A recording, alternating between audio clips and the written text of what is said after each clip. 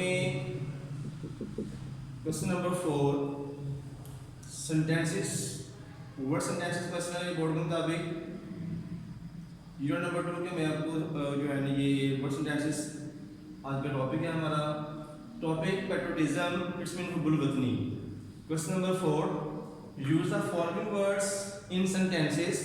नीचे दिए गए अल्फाज को अपने जुमलों में तहरीर करें।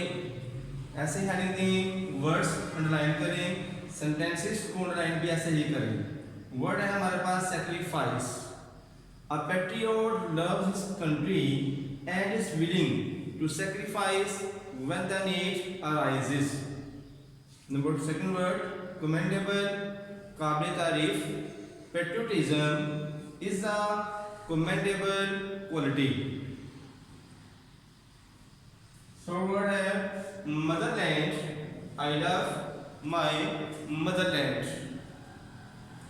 next word responsible, we are responsible citizens। next word invasion, patriotism makes people alert in the wake of foreign invasion। ये क्वेश्चन हमारा 5 नंबर का है। Next further according to board pattern question number 5 वो भी इंग्लिश ए में से ही आएगा। Next lecture हमारा होगा समरी।